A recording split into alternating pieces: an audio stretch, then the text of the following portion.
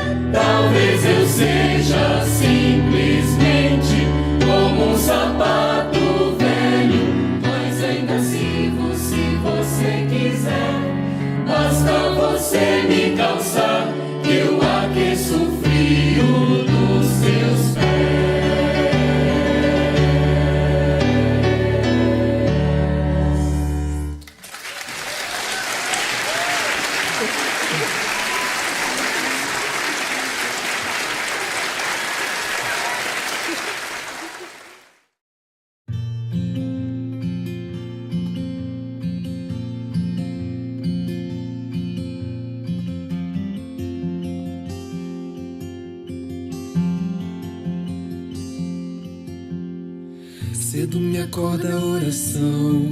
É o coração que tá apertado para ver um mundo diferente da notícia repetida da televisão. Eu me pergunto onde é que foi. Alguém me explica, por favor, onde é que foi que nós desaprendemos a viver em união. Quero ver mudar, mas se eu aqui só esperar, eu sou um deles, sou um deles. Minha oração só é real transformação se começar em mim. Haja mais amor a começar em mim. Amor que eu tanto quero ver a começar em mim. A começar em mim. Quem me perceber, que antes possa me reconhecer, me descrever em teu amor.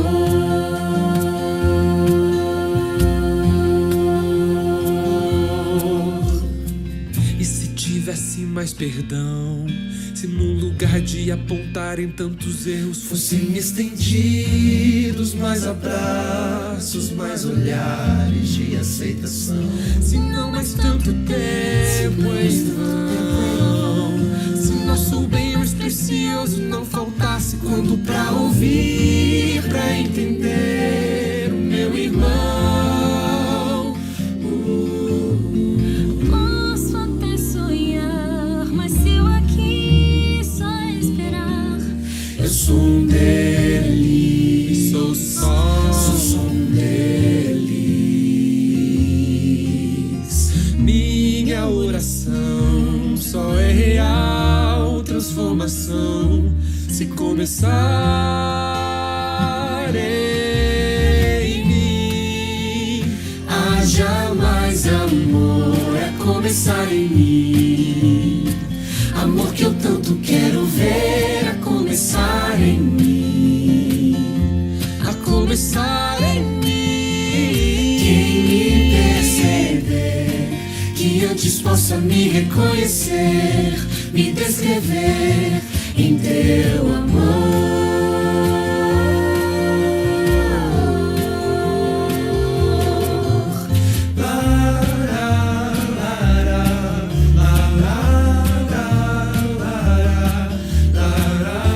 mais amor, A começar em mim. haja mais amor.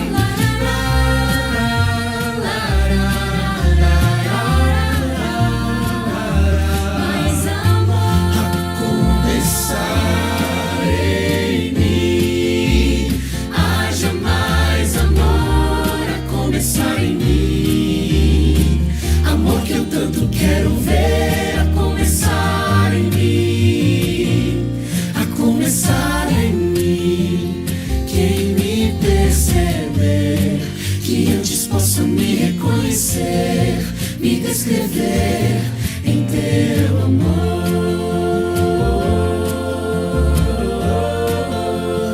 Quem me perceber, que antes possa me reconhecer, me descrever em teu amor.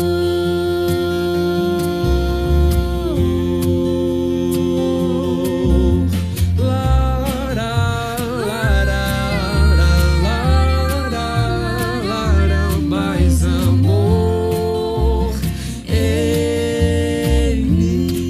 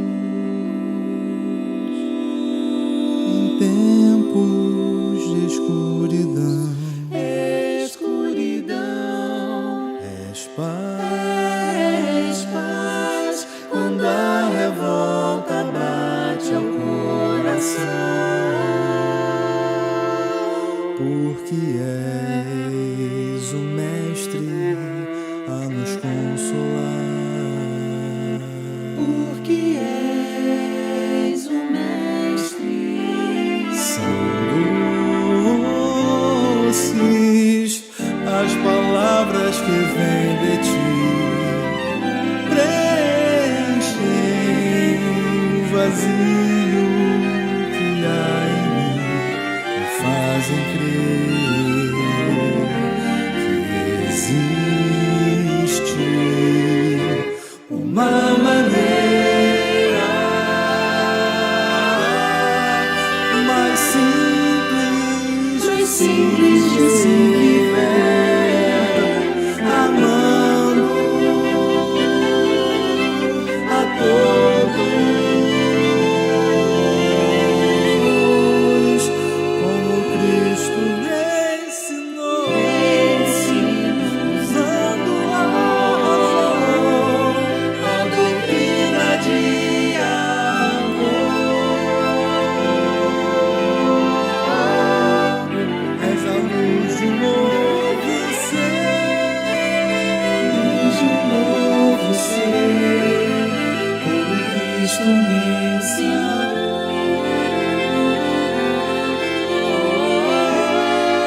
a doutrina de amor,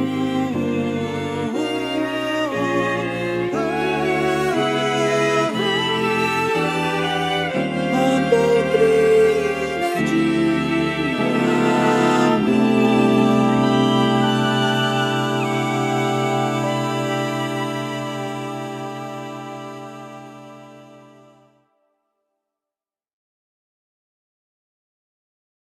Pão Nosso, ditado pelo Espírito Emmanuel.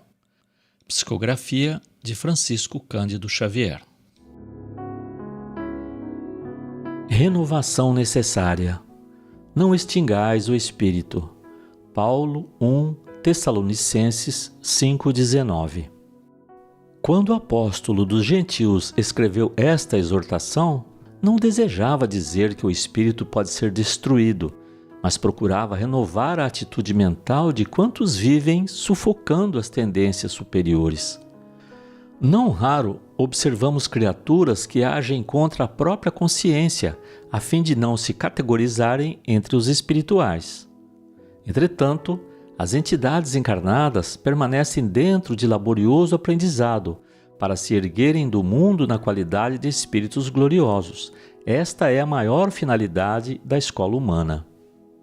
Os homens, contudo, demoram-se largamente à distância da grande verdade. Habitualmente, preferem o convencionalismo a rigor e, somente a custo, abrem o entendimento às realidades da alma.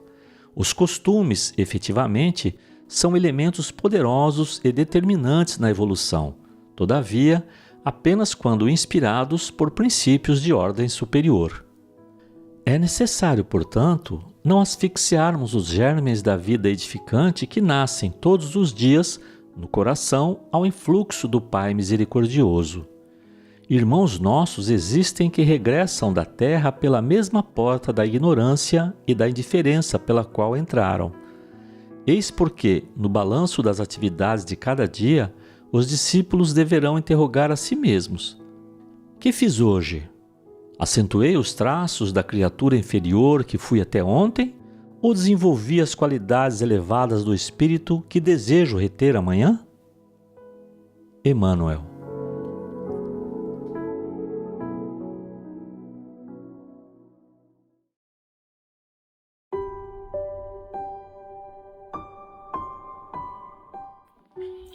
Boa noite. Vamos elevar nossos pensamentos ao Mestre, para que a gente possa, neste momento, vibrar numa só sintonia. Senhor Jesus, Mestre da caridade e da sabedoria, aqui estamos, Senhor, buscando a Tua paz e a Tua luz. Que os bons Espíritos nos assistam, esclarecendo nossas mentes e fortalecendo nossos corações, para que possamos compreender e praticar os Teus ensinamentos, praticar a caridade, o amor ao próximo. Que a harmonia reine entre nós, Senhor, afastando qualquer influência negativa. Que a Tua luz nos guie em nossos estudos, em nossas reflexões, inspirando-nos a sermos melhores a cada dia. Piedade, Senhor, para aqueles que não vos conhecem e esperança para aqueles que sofrem. Com essa prece, Mestre amado, nós iniciamos a nossa reunião da noite com a Tua proteção. Que assim seja. Que Jesus nos fortaleça hoje e sempre.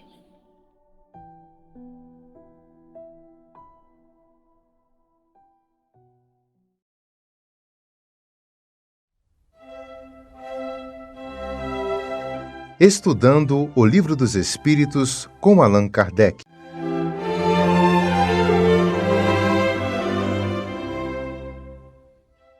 Boa noite aos nossos irmãos, boa noite às nossas irmãs, que a paz do Mestre seja conosco. Hoje vamos desenvolver uma questão de O Livro dos Espíritos, que está contida na parte 2ª, no capítulo 6, Vida Espírita, no item Percepções, Sensações e Sofrimento dos Espíritos. A questão é a 241 e Kardec pergunta: os espíritos têm uma ideia do presente mais precisa e exata do que nós? Então Kardec ele quer entender se os espíritos, quando desencarnados, eles têm uma ideia, uma percepção, um entendimento melhor do que nós encarnados. Será que eles percebem as causas e as consequências das ações com mais clareza, com mais exatidão? Essa é a questão que Kardec quer saber. O que você acha? Bom, vamos à resposta dos espíritos. Do mesmo modo que aquele que vê claramente as coisas tem uma ideia mais exata do que um cego. Os espíritos veem o que não vedes. Logo julgam de modo diferente de vós. Mas lembramos mais uma vez, isso depende da elevação de cada um. Não é? Porque todos nós estamos em estágios mais ou menos evoluídos, né? Seja no plano físico ou no plano espiritual. Não somos melhores quando desencarnamos, mas a percepção ou as percepções de faculdades em muitos se ampliam, né? Por outro lado, nós, habitantes do planeta Terra, ainda guardamos a condição de espíritos ou almas imperfeitas ou imperfeitos, né? A maioria encarnados na Terra, em torno aí de 8 bilhões de habitantes, né? Faz parte da terceira ordem, né? Que na escala de Kardec, lá no Livro dos Espíritos, está contida na questão número 100, né? Que é a ordem aí, a terceira ordem, que é a ordem dos espíritos imperfeitos, né? Agora, evidentemente que muitos estão caminhando com passos mais largos para alcançar a segunda ordem, que é a ordem dos bons espíritos. Agora, um dia, todos nós estaremos na primeira ordem, que é a ordem dos espíritos puros. Lógico que isso vai demorar e muito. Será que uns 500 mil anos? Bom, então, um pensamento do Emmanuel aqui, que ele diz o seguinte: os homens semeiam na terra o que colherão na vida espiritual. Os frutos de sua coragem ou de suas fraquezas, né? Agora nós podemos perguntar o seguinte: quais sementes estamos lançando ao solo? As sementes da coragem ou as sementes da fraqueza? Essa é a pergunta que a gente poderia fazer por nós mesmos, né? Evidentemente que a da coragem está relacionada à altivez, à bondade, à sabedoria, o amor, etc. Porque tem que ter coragem, né, para ser bom, para ser sábio, ter altivez, né, ter amor, né? Ou as sementes da fraqueza, né? Quem possui no interior medo, desespero, desistência das realizações importantes, né, pode estar classificado aí nas pessoas que são fracas, né, que tem fraqueza na mente, no coração, no espírito, né? Então, imagina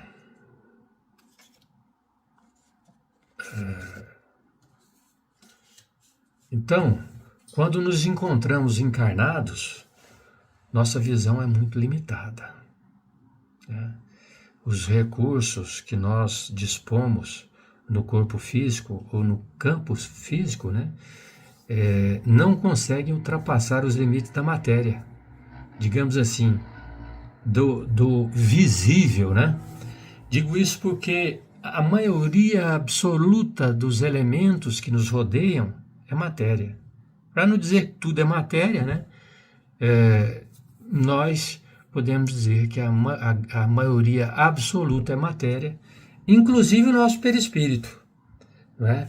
Que é a substância que envolve o espírito.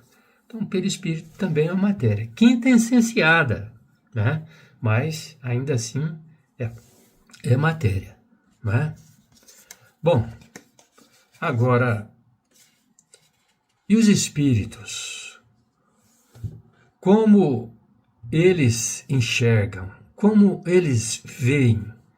Será que eles têm recursos, capacidade de ver melhor que nós encarnados? Bom, a gente já viu que sim, né? Observamos que alguns, mesmo encarnados, conseguem ver além da matéria, né? São os médiuns, né? Veem e ouvem os espíritos encarnados, comunicam com eles, estabelecem diálogos, recebem instruções, psicografam livros e etc, né? Então tem médios aí com capacidades extraordinárias, né? Como Chico Xavier, quando encarnado, né, tinha vários tipos de mediunidade, né? Clarividência, clareaudiência, né? Psicografia, né?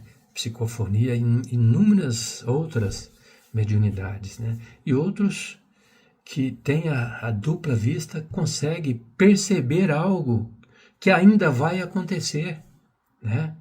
Esses que têm a dupla vista e percebem outras coisas interessantes e importantes que a gente não consegue perceber, observar, né? Então, é isso, né? Miramês, ele diz que os espíritos fora da carne, ou melhor, desencarnados, têm uma visão mais acentuada por estarem mais livres às suas faculdades. Porém, tudo é relativo. Ele continua: o despertamento da alma obedece à lei que podemos chamar merecimento, pelo tamanho do desenvolvimento espiritual. Digo eu, moral também de cada um, né?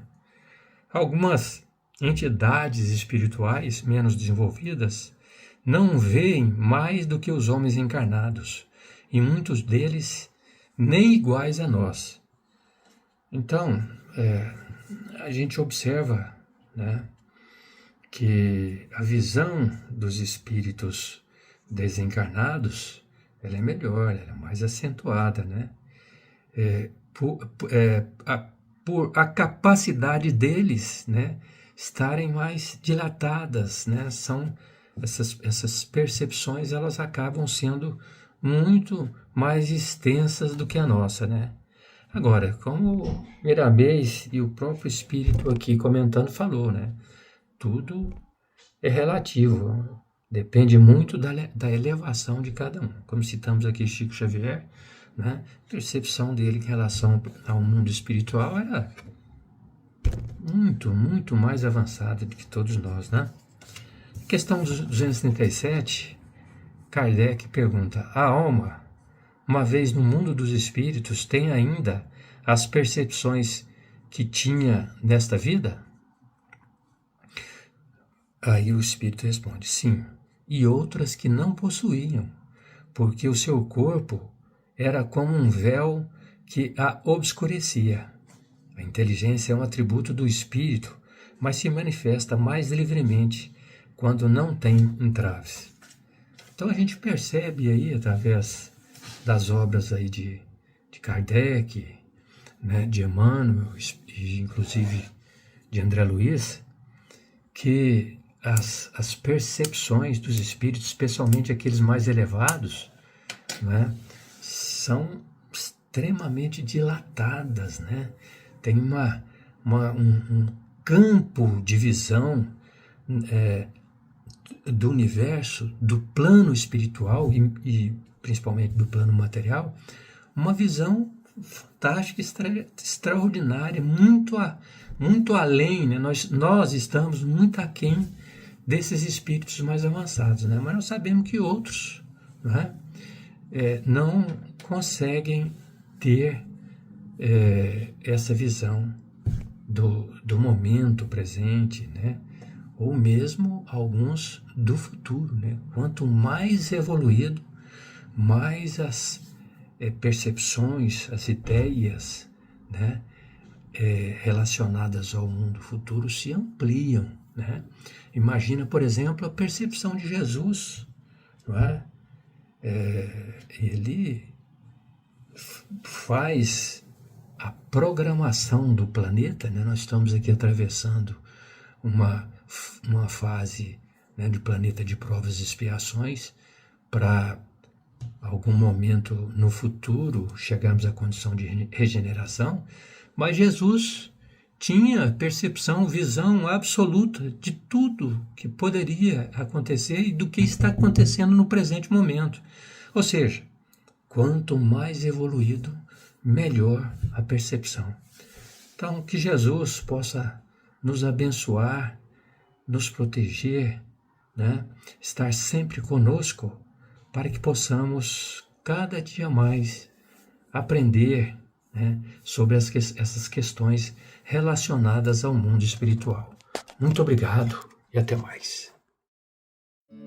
Acompanhe agora mais um tema doutrinário do Evangelho de Jesus.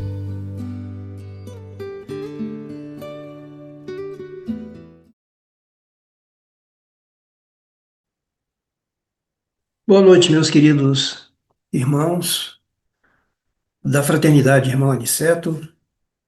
Muito feliz por estar junto de vocês mais essa vez. Um abraço ao nosso amigo Sérgio e obrigado pela oportunidade de estudar juntos com vocês. E essa noite nós vamos estudar um tema de extrema relevância, relevância que cada vez que nós vamos ao encontro desse tema, a gente verifica quão importante é abordá-lo, porque nós não podemos colocar um assunto dessa grandeza debaixo do tapete.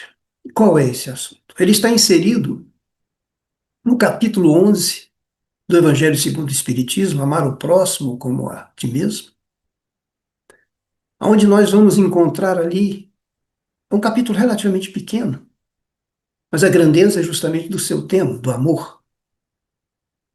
Ali nós vamos encontrar a abordagem quando Jesus foi perguntado qual era o maior mandamento, e ele nos retorna como amar a Deus sobre todas as coisas e ao próximo como a ti mesmo, e que ali estariam inseridas todas as leis de todos os profetas. nós vamos encontrar inserido o item da lei do amor, da fé, da caridade para com os criminosos.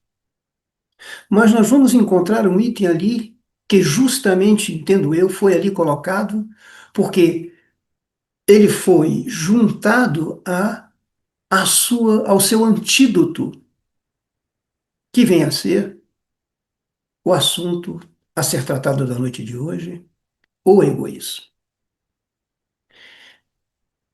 E o egoísmo, na abordagem do próprio Evangelho e na abordagem dos aspectos filosóficos, ele vem a ser aquele conceito em que a pessoa, a entidade, o país, enfim, só se interessa pelos seus próprios bens, só se importa consigo mesmo.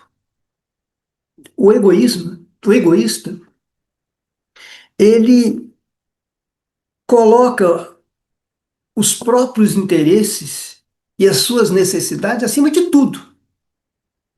E, normalmente, em detrimento dos outros. Então, esse é um assunto que precisa ser bastante tratado e a intenção de hoje é que nós possamos fazer reflexões individuais do grau de egoísmo que temos, porque todos nós ainda os temos, para que nós possamos trabalhar. É engraçado quando nós procuramos as instituições, sejam espíritas, religiosas, e todas elas, muitas vezes, nós vamos à busca das soluções dos nossos problemas, às vezes problemas físicos, emocionais, às vezes até financeiros, doenças. E eu sempre pergunto, será que algum de nós adentrou um desses centros religiosos para dizer eu que vim aqui tratar uma doença que eu tenho, que é uma doença muito grave? Qual seja? Eu tenho a doença do egoísmo. Egoísmo, esse filho do orgulho. Orgulho que é esse sentimento que tem a conotação de que nós somos o centro de interesse do mundo, o maior de todos, em que tudo gira em torno de nós. E assim, o egoísta, como seu filho, ele também só vê os seus próprios interesses. E nós precisamos avaliar isso em nós. Por quê? Vejamos, eu trouxe aqui 5 iniciais conceitos retirados do próprio Evangelho, do Livro dos Espíritos, sobre o egoísmo. O primeiro, o egoísmo é a chaga da humanidade, é a chaga da sociedade. Alguns chamam até o câncer da humanidade, é o câncer da sociedade que precisa ser extirpado. 2, o egoísmo é o monstro devorador de todas as inteligências. 3, vejam bem, o egoísmo é a causa de todas as misérias aqui na Terra, coletivas e individuais. 4, o egoísmo é a negação da caridade. E se nós formos lembrar desse alerta para todos nós, fora da caridade não há salvação. Então, se o egoísmo é a negação da caridade, como poderemos ser salvos? Mas vamos ao 5. O egoísmo é o maior obstáculo para a felicidade dos homens, de nós. O maior obstáculo da felicidade de nós, homens. E muitas vezes o egoísta pensa que não. Que o fato dele ter essa personalidade lhe traz benefícios, mas não. O resultado disso é infelicidade. E o que é que nós buscamos? Todos nós buscamos a felicidade.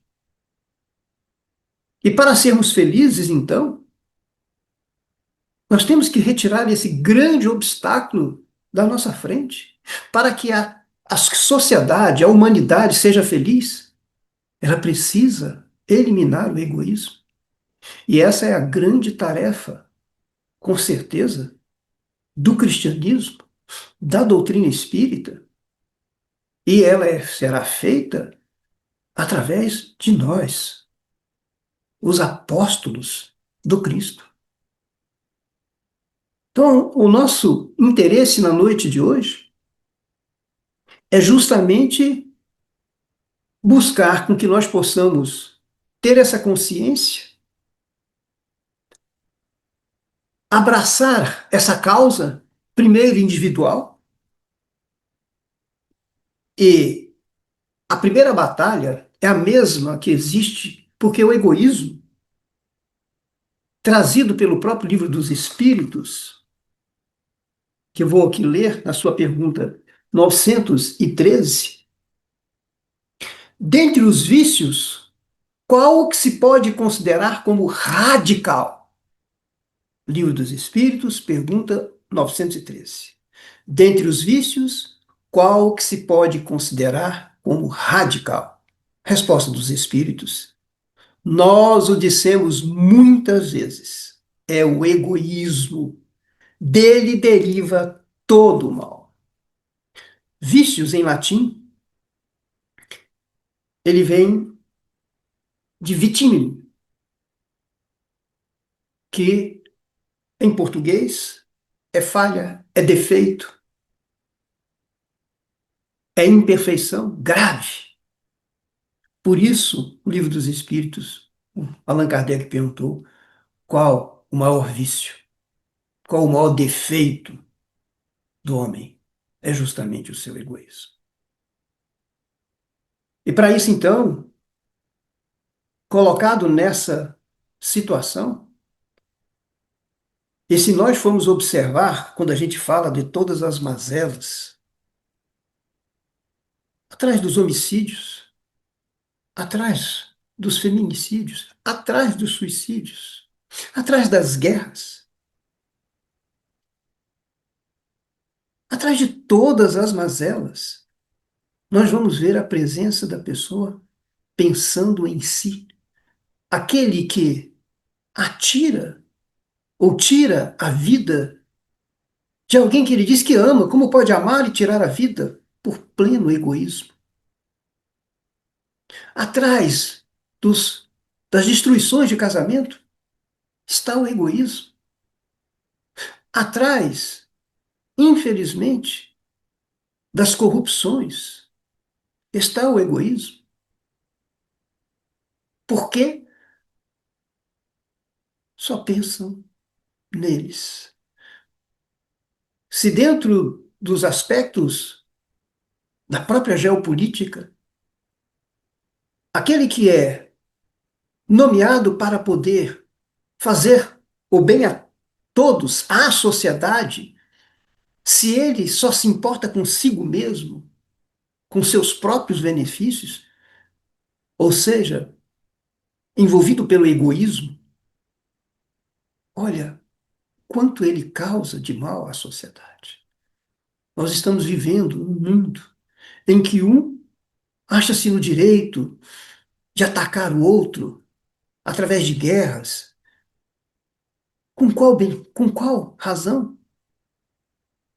Pleno egoísmo. Mas isso não pode ser deixado para nós no campo macro. Temos que trazer para o campo micro. Eu fiz um pequeno checklist, pequenininho, para que a gente possa ver se a gente identifica nos nossos comportamentos esses traços de egoísmo.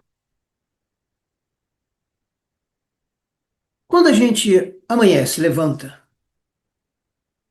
qual é o nosso comportamento? A gente acorda com serenidade, porque ao lado está a nossa companheira, que ainda não está na hora de se levantar. Procuramos não fazer barulho, sem importunar, sem acender luzes. É assim que a gente se porta? Se nós comportamos ao contrário e não nos importamos com o outro, traço de egoísmo. Se descemos para tomar o nosso café, isso acontece muitas vezes, na minha própria casa. Eu chego na mesa do café, a primeira coisa, não estou aqui enaltecendo absolutamente, mas é simplesmente um exemplo. E ali vejo que a necessidade dos pães daquele dia para os familiares e para os colaboradores é superior àquela que tem na cesta. O que fazer? Eu vou comer e deixo o problema para os outros?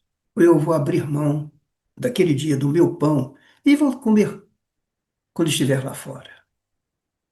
E isso acontece em outras pequenas circunstâncias. Eu me lembro da minha querida mamãe.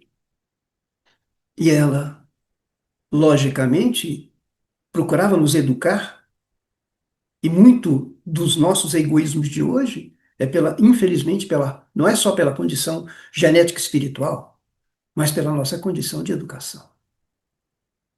E a minha mãe, 5 filhos que se sentavam na mesma mesa, 4 bifes. Para que nós pudéssemos, então, ali, exercitar a condição de repartição. Ah, não era fácil. Cada um queria pegar o seu, mas ela ficava atenta para que nós pudéssemos, então, compartilhar dos 4, fazer 5.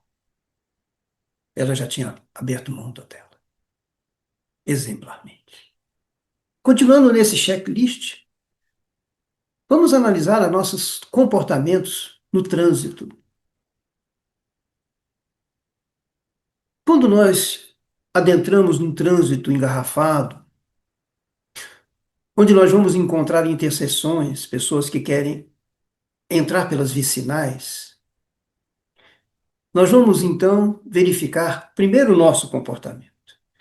Ao ver a pessoa que se coloca na solicitação de adentrar, ou nós já nos antecipamos e oferecemos a oportunidade para que ele já possa adentrar esse espaço que vou deixar, ou eu viro os olhos,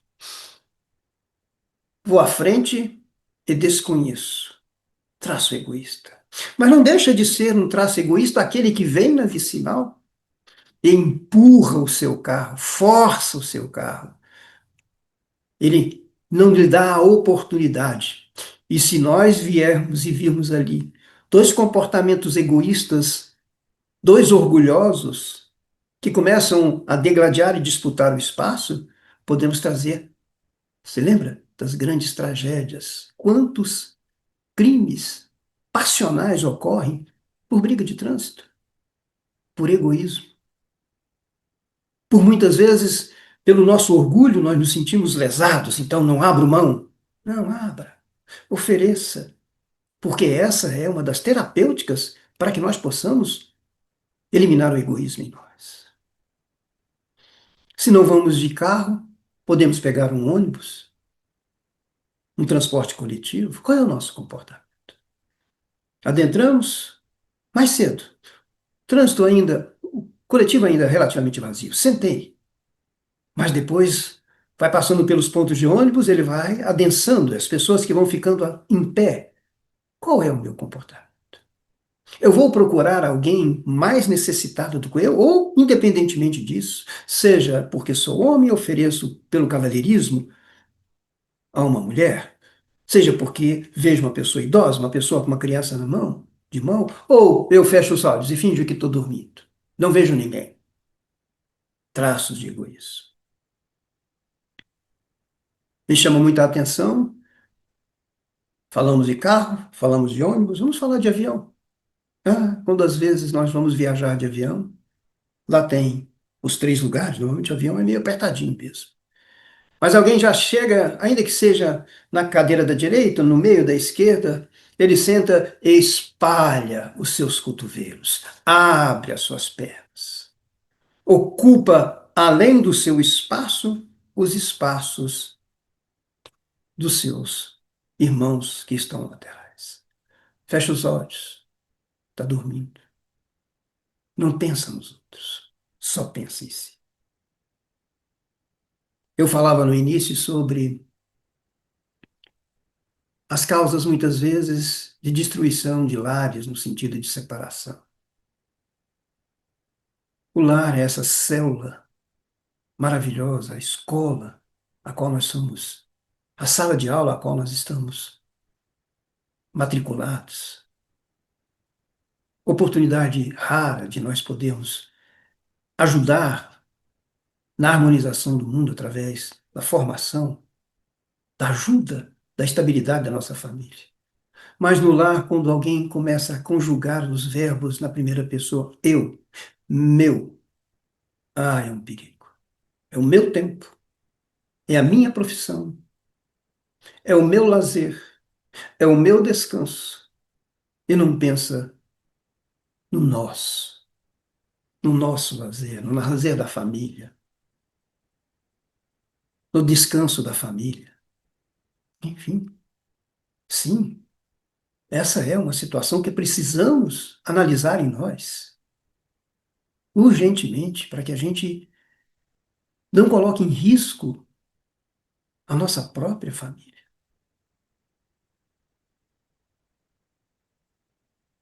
Como é, nós vamos então, já às vezes trabalhando, como vencer o egoísmo, né? E às vezes dentro de casa, o marido ou a esposa está sentado na sala de televisão, assistindo um programa dela, um capítulo, alguma coisa. O marido já chegou e colocou a camisa do seu time que vai jogar hoje. Mas respeitando a antecipação da esposa que está vendo o seu programa, passa para lá, passa para cá, querendo mostrar, às vezes, o desejo de ver o seu jogo na televisão, mas não quer fazer disso uma imposição, absolutamente, mas a esposa, que ali percebe e vê nisso uma oportunidade de vencer o seu tracinho de orgulho, de egoísmo, chega e chama ele, vem cá, Benzinho, senta aqui. Não, não quero ver novela, não quero ver esse programa. Não, vamos mudar. Você quer ver o jogo? Vou colocar no jogo aqui para a gente ver juntos. É assim que nós vamos vencendo essa chaga, essa teia que toma conta de todos nós.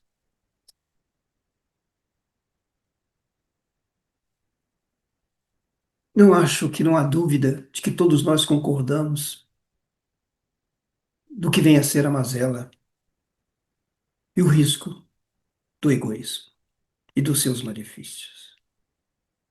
Mas deveríamos então perguntar como eliminar o egoísmo, como vencer o egoísmo, que às vezes tem origem lá na nossa infância e passou por toda a nossa formação.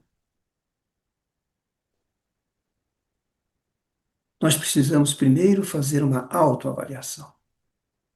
É o tal do autoconhecimento de Santo Agostinho. Prestar atenção nos nossos comportamentos. Se nós estamos dentro dessa figura, dessa pessoa que pensa muito mais em si, que pensa só nas suas necessidades, nos seus interesses, em detrimento de todos, seja de família, seja dos colegas de trabalho, seja do trânsito. Enfim, ele não olha para outros. Ele só vê o seu, o meu. Ele tem que, então, se diagnosticar. Às vezes, ele não consegue diagnosticar. Eu digo que muitas vezes, quando a gente é chamado, né, do autoconhecimento, conheça-se a ti mesmo, e existe o sentimento de negação. A gente nunca, dificilmente, vai reconhecer defeitos em nós. Mas se nós temos essa dificuldade, pergunte para aquele que vive ao nosso lado. Eu falo, marido, pergunte para a esposa se eu sou egoísta. Pergunte, você que lidera uma organização, se você tem um comando, se você é o chefe, pergunta aos seus subordinados o que eles acham de você. Se você é egoísta, se você é isso, é aquilo. Já que você não consegue fazer essa oração, peça a eles. Para que então, dessa forma, você possa se conscientizar de quem é você e do que é que você precisa mudar. E por que mudar? E por que eliminar o egoísmo de nós? Porque senão não seremos felizes. Simples assim. A reencarnação, a dor, terá que ser a nossa professora futura para eliminar essa chaga de nós. Mas existem, se tivermos a disposição e queremos efetivamente retirar essa imperfeição moral, porque a solução para o egoísmo é o crescimento moral de cada um de nós. E nós temos alguns tópicos que devem ser avaliados. O primeiro que separamos trata-se da empatia. O que é empatia? É o contrário da antipatia. Empatia é você entrar em sintonia com isso. Ser empático é se colocar no lugar das outras pessoas. Ser empático é você esquecer de você e escutar o outro. Mas escutar com carinho, com os ouvidos abertos, com atenção. Ah, isso é tão importante. E a partir do momento em que você começa assim a agir, essa energia da empatia faz bem para você, faz bem para o outro. Que se fosse ao contrário, porque o egoísta, na sua condição antipática, egocêntrica, ele se isola. Ele não tem ninguém com ele. Mas existem outras terapêuticas para irmos eliminando a gradação do egoísmo dentro de nós. Um deles é que nós nos candidatemos, nos coloquemos à disposição de benefícios em trabalhos voluntários e até mesmo individuais. Seja na entidade religiosa que frequenta, seja no clube que frequenta, seja no bairro que frequenta, seja numa entidade filantrópica como uma creche, como um asilo, ou às vezes com uma única pessoa. Ajudar uma pessoa.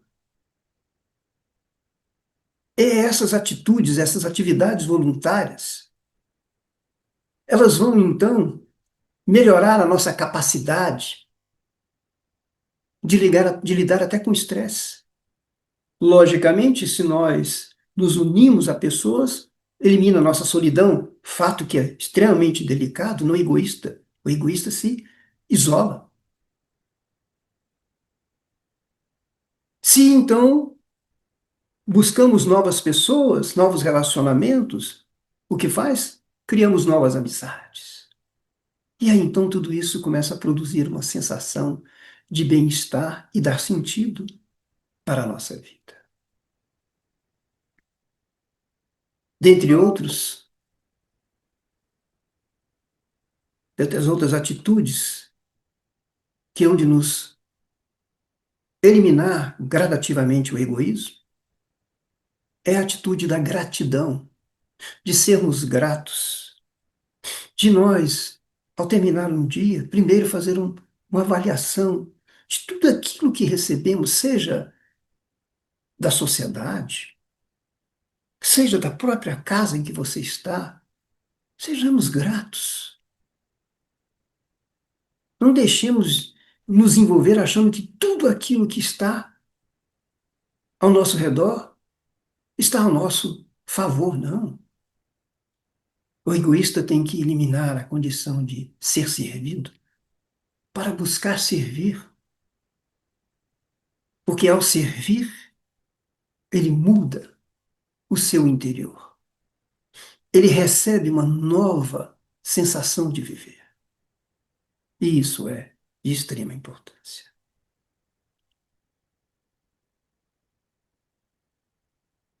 É importante nós analisarmos também, quando nós já estamos chegando ao final,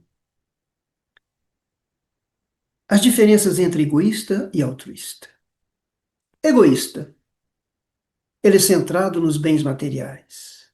O altruísta é generoso, é doador. O egoísta quer sempre se promover. O altruísta não se preocupa com elogios. O egoísta sempre se acha o máximo. O altruísta é humilde. O egoísta é rude. O altruísta é gentil. O egoísta se concentra só em seu conforto. O altruísta pensa no conforto dos outros. Portanto, que nós possamos pegar essa bandeira e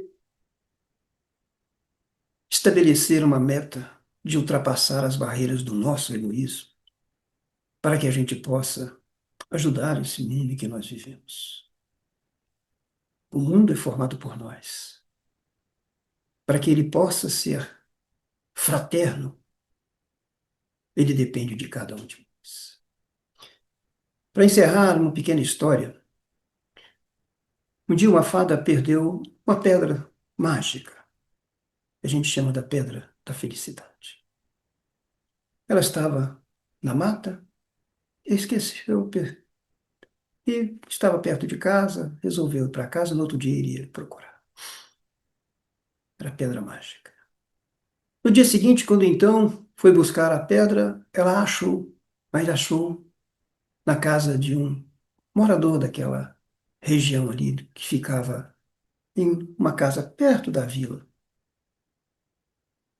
E ela viu que era uma pessoa, um jovem, que morava sozinho. E ela então resolveu não falar nada da pedra. E à noite ela aparece em sonho para ele. E nesse sonho ela diz para ele que aquela pedra era a pedra da felicidade. E que ela poderia favorecer três desejos. Um para a prosperidade, outro para a saúde e outro para a felicidade, mas para outros. Quando ele acordou, ele achou que tinha tido um pesadelo, porque a pedra era dele, ele achou, então deveria ser os benefícios para ele. E ele não entendia isso. Esfregou a pedra e nada aconteceu. Ficou desapontado. Pegou a pedra e guardou numa gaveta, jogou numa gaveta de um dos móveis.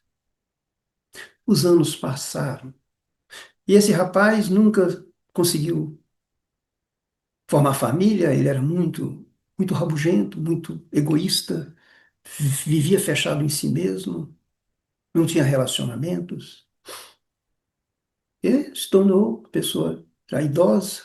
E um dia então se lembra da pedra. E vem nele o sentimento de, então, pegar aquela pedra, ir até a vila. E logo que entrou na vila, encontra uma mulher pedinte, demonstrando extrema carência, pobreza, com crianças. Ele se aproxima dela e pergunta a ela se ela gostaria de melhorar a sua vida. Mostra a pedra e diz para ela fazer um pedido. Ela faz um pedido e logo aparece a riqueza. Com a riqueza ela foi comprar casa, enfim. Foi cumprido o primeiro desejo da prosperidade. Depois, mais adiante, ele encontra uma mãe chorando, desesperada, pois seu filho, o qual ele escutava, estava a gritar pelas dores da doença, que não recebia a cura de nenhum dos médicos. E ele então se aproxima dela, oferece a ela a pedra para que ela possa pedir a saúde. E imediatamente então ela pede, e daqui a pouco vem o filho completamente são. E ela o abraça, agradece. E ele continua a sua jornada. Faltava ainda mais um pedido. E passa diante de um orfanato muito carente. Quando adentra o orfanato, vê uma carência absoluta de camas velhas, de alojamentos bem sofríveis. E ele então chama a dirigente e diz para que ela pudesse. E ele então, junto com ela, ele também esfrega a pedra para trazer o benefício e tudo aquilo muda. Camas novas, parquinho de diversão, enfim, uma completa reforma daquela instituição. As crianças vão e o abraçam, beijam. Ele nunca tinha sentido tamanha felicidade. Chora de ver a felicidade dos outros. Compreendemos de que essa é a terapêutica contra o egoísmo. É a caridade, é o bem, é a convivência, é esquecer de nós e lembrar dos outros. O esquecer de nós não quer dizer que nós não temos que nos cuidar, de ter os nossos cuidados, não. É nós não só lembrarmos de nós. E essas então são as palavras que gostaria de trazer até vocês, meus queridos amigos, de uma simplicidade, mas espero sinceramente ter estimulado a cada um de nós a diminuir a gradação do egoísmo em nós. Nos esforcemos nesses propósitos. Muita paz para todos vocês.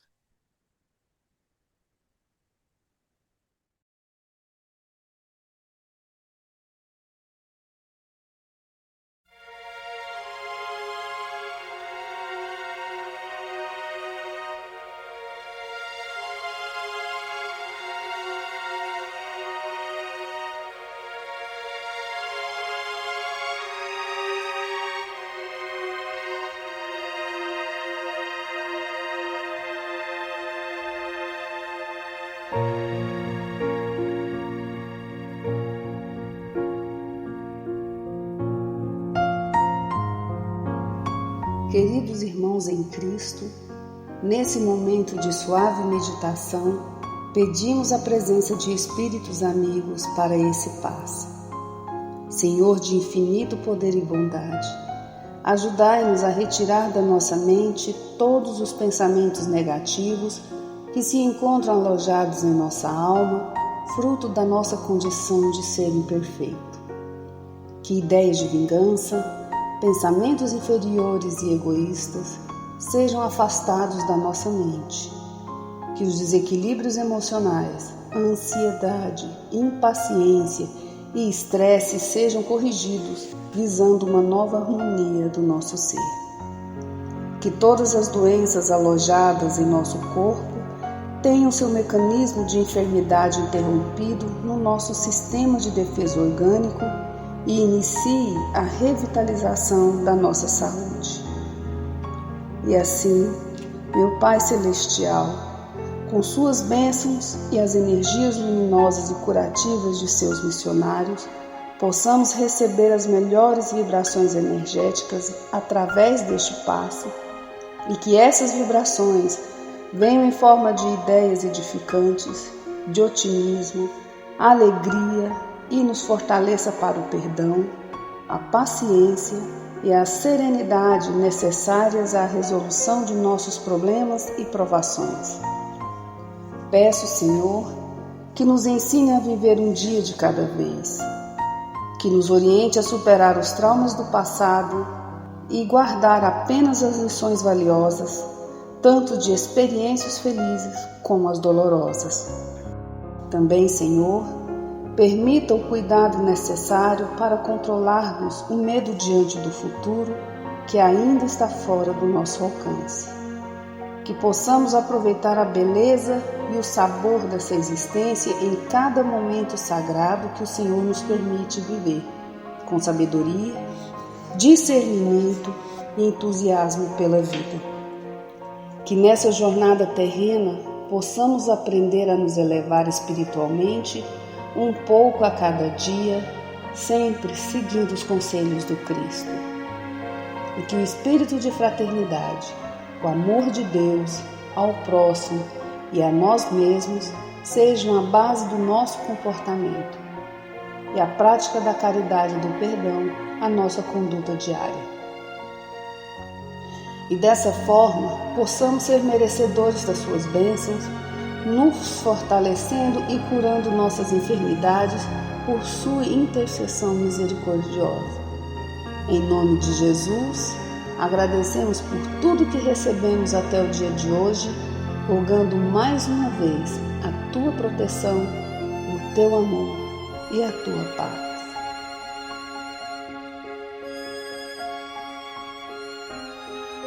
E continuando nessa vibração de amor, nós agradecemos aos bons espíritos que se dignaram de comunicar-se conosco e lhes rogamos que nos ajude a pôr em prática as instruções que nos deram e façam que ao sair daqui, cada um de nós se sinta fortalecido para a prática do bem e do amor ao próximo. Também desejamos que as suas instruções aproveitem aos espíritos sofredores, ignorantes ou viciosos, que tenham participado da nossa reunião e para os quais imploramos a misericórdia de Deus. Que assim seja.